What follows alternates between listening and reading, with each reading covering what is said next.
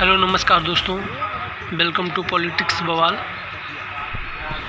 Israel और Hamas के बीच की जंग आप वीडियो देख रहे हैं। वीडियो में दिखाया जा रहा है कि हमास ने लॉन्च किया है तमंचा मिसाइल। आगे देखिए वीडियो में।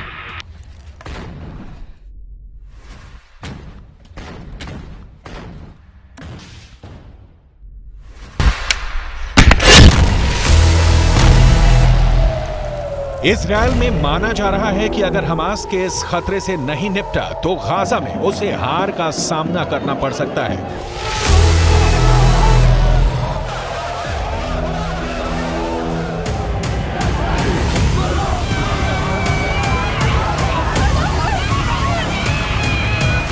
बहुत से हमले हो रहे हैं, बहुत से धमाके हो रहे हैं।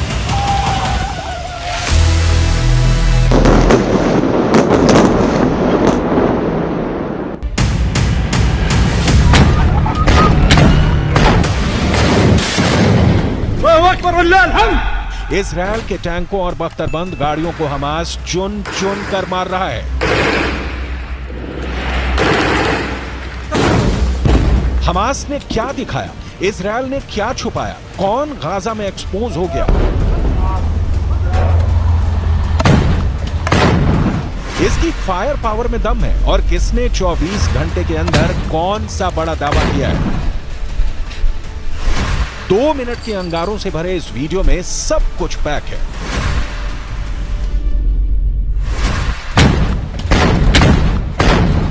आग बहुत ज्यादा है, कौन कितनी लाशें गिरा रहा है।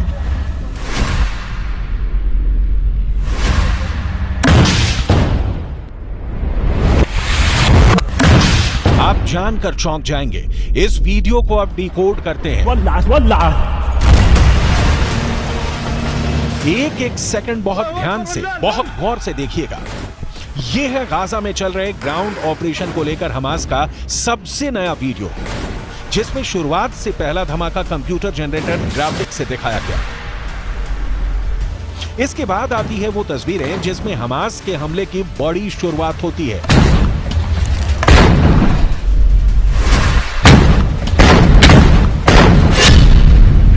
खंडहर बन चुके गाजा की एक इमारत से दिखाई देता है इजरायल का मरकावा टैंक। हमास मोर्चा संभालता है और फिर छुप कर फायर करता है यासीन रॉकेट।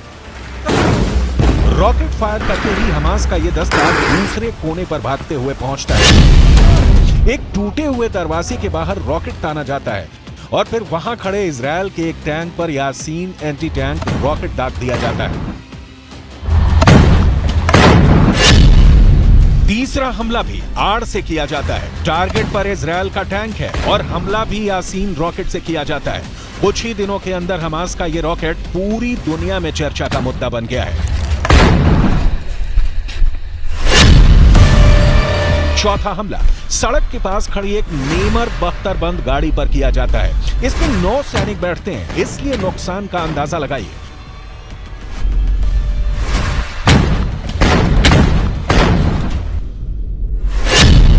पांचवें हमले के लिए हमास का एंटी टैंक दस्ता फिर गली में आता है। इसके गली के एक मुहाने पर खड़े इजरायल के मरकावा टैंक को यासीन रॉकेट से टारगेट किया जाता है। निशाना सटीक लगता है, हमलावर स्क्वाड फिर छुप जाता है। यही होता है गोरिल्ला युद्ध।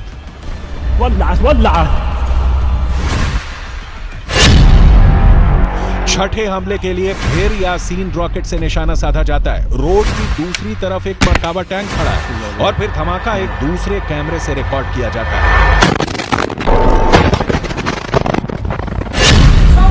7वां टैंक बहुत ही खतरनाक है। हमास का एंटी टैंक दस्ता फिर से नेमर बख्तरबंद गाड़ी से टारगेट करता है।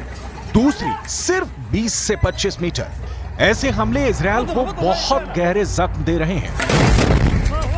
हमास छुप कर हमला कर रहा है और इजरायल के पास इसे काउंटर करने के लिए गाजा में और गहरा जाने के अलावा कोई रास्ता नहीं। 8वां हमला एक बुलडोजर पर होता है। ये है इजरायल का बख्तरबंद बुलडोजर D9। हमास इस पर रॉकेट से वार नहीं करता, बल्कि इस पर पेट्रोल डालकर आग लगा देता है।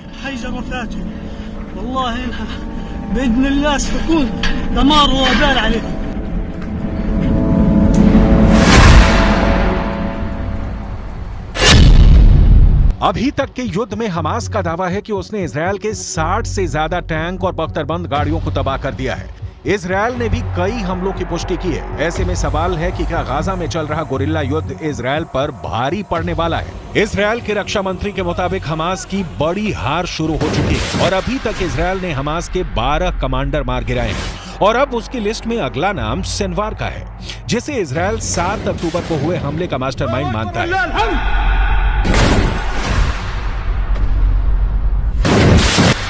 המסגרות האלה הולכות ומתכרסמות, הולכות ומתפרקות כתוצאה מהפעולה הנחושה של לוחמי צה"ל. אני יכול לומר לכם ש12 מפקדי גדודים של ארגון הטרור חמאס כבר חוסלו והיד עוד נטויה. אנחנו נגיע לכולם, לשרשר את הפיקוד ולמחבלים שבשטח. लेकिन इजरायल के पास अभी तक अपनी कामयाबी दिखाने के नाम पर सिर्फ गाजा पर हवाई बमबारी के अलावा कुछ नहीं।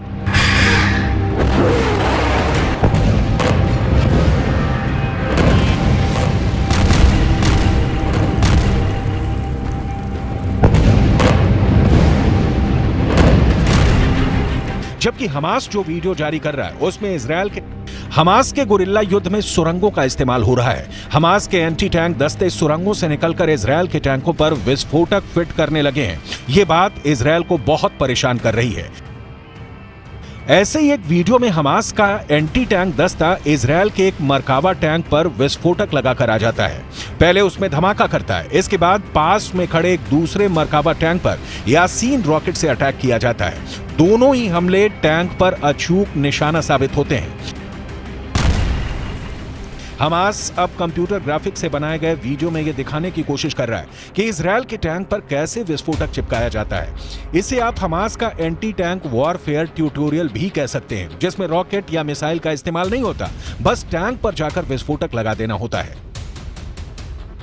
इस वक्त इजरायल की सेना गाजा के अंदर एक एक इंच को साफ करके आगे बढ़ना चाहती है ताकि हमास के किसी भी खतरे से निपटा जा सके। गोरिल्ला युद्ध में इजरायल को बहुत बड़ा नुकसान उठाना पड़ सकता है और ये बात ग्राउंड ऑपरेशन के शुरुआती झटकों से साफ हो चुकी है। इजरायल के टैंकों पर इस वक्त अलग से जाली वाला कवच लगाया जा रहा है ताकि टॉप एंगल अटैक से मरकावा को बचाया जा सके।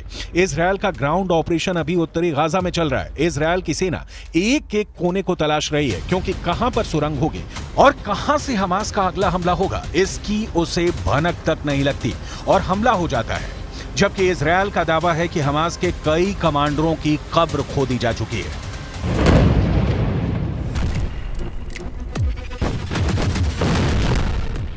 סופגים מכות קשות ואנחנו מפרקים גדוד אחרי גדוד. אפשר לראות כאן את אזורי העיר עזה. בכל מקום כזה, בכל ריבוע כזה, יש לפחות מסגרת גדודית או פלוגתית. המסגרות האלה הולכות ומתכרסמות, הולכות ומתפרקות כתוצאה מהפעולה הנחושה של לוחמי צה"ל. אני יכול לומר לכם हमास के नए नए वीडियो आ रहे हैं जिसमें गली मोहल्लों से युद्ध दिखाया जा रहा है। हर जगह यासीन रॉकेट ही हमास का सबसे सटीक हथियार साबित हो रहा है।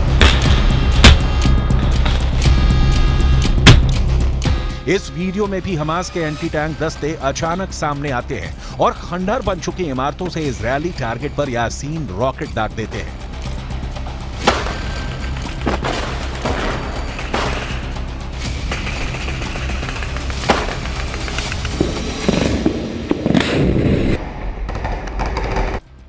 यासीन रॉकेट का नाम हमास को कायम करने वाले शेख अहमद यासीन पर रखा गया है।